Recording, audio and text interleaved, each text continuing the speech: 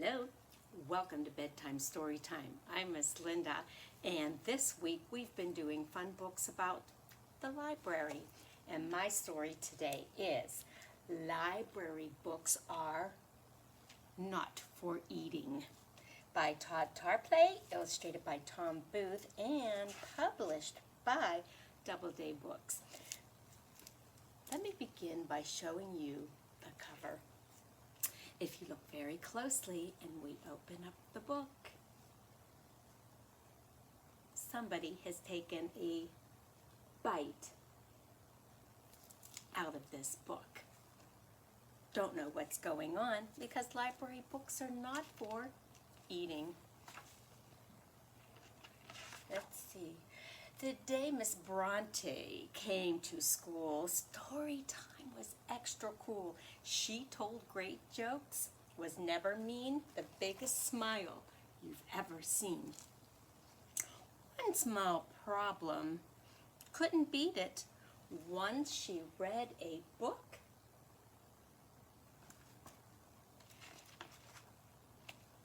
she'd eat it. Look at that. She's eating the book. She said, "The end." You'd hear a crunch. Then 3 or 4 more books by lunch. Miss Bronte, kids would keep repeating, library books are not for eating. See their faces. I think they know better. Miss Bronte promised with a roar that she'd be eating books no more, but soon as story time was done, oops, there goes another one.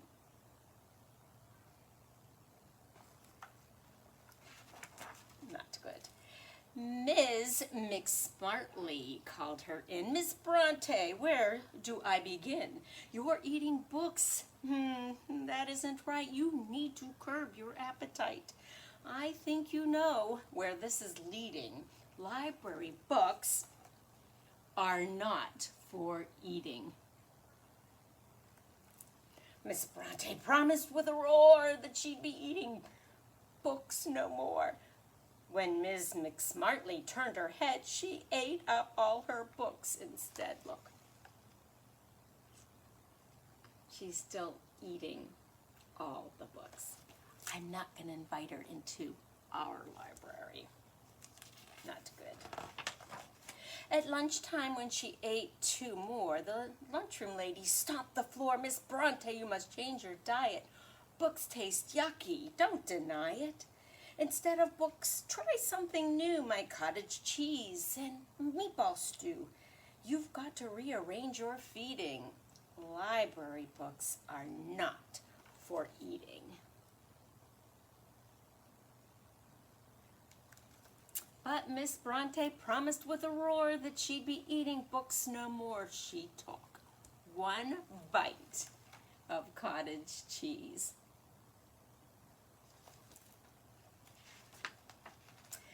Then ate 3 books. 1, 2, 3 books of recipes. She can't control herself. She took a walk to clear her head. Down to the soccer field she fled. Coach Burley blew his whistle loud, pointing to his players proudly. I've got problems of my own, a soccer field that's overgrown. Can't mow the grass, can't pick the weeds. You're not the only one with needs. Be a winner. No more cheating.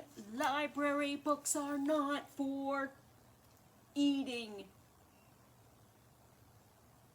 He had his own problems now, didn't he? Miss Bronte promised with a roar that she'd be eating books no more, but as Coach Burley turned his gaze, she ate his book of soccer plays. Miss Bronte packed her bags that day. I'm sorry, but I cannot stay. It's not that I find books so yummy, but nothing else here fills my tummy. If I could find a bulb or seed, a blade of grass, a bush, a weed. It's given me an idea. Suddenly, her plan was clear. She'd make the wild weeds disappear. All she had to do was eat them. Let her appetite defeat them. Now Miss Bronte just eats weeds. They fill her dietary needs. The soccer team has gone unbeaten. Not a single book's been eaten. Look at that. She changed her diet. She was just hungry. She didn't necessarily like the library books. Every morning right at 9, Miss Bronte leads the story time, and every afternoon at 4, she's on the sidelines keeping score. The soccer field is good as new. Kids run and kick where weeds once grew. The moral of this tale you're reading, what do you think the moral is?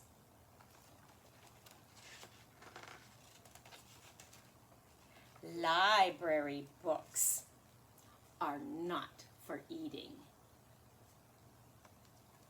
It's not over yet. A happy tale this might have been. But then they hired Mr. Finn. Ah, can you say shark? Oh my goodness. I don't think it's going to get any better at the library. Library books are not for eating. So if I'm hungry and I find a little book, 5 little chicks, and I go to take a bite, are books for eating? No, maybe instead I need to have a banana or some nuts and berries. Let's try it.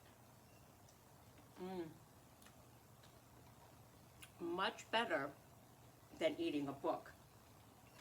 But don't tell anyone. What I'm really going to eat next is that I know would taste better than a library book. A really nice pumpkin spice fall cookie. Stay tuned for some fun facts about libraries. See you next time. Delicious.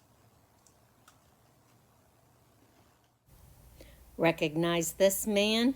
I'm sure you do. This is Benjamin Franklin, one of our founding fathers who was part of writing the Declaration of Independence. Benjamin Franklin started his own lending library in 1731 in Philadelphia. He called it the Library Company, but here's the catch. It cost money to join and to belong and to check out books, unlike our libraries today. He charged a subscription fee of 40 shillings. This pretty building is the Haskell Free Library and Opera House, and it sits directly on the border between the United States and Canada. So you can walk in from Stansted, Quebec, and walk out into Derby Lane, Vermont.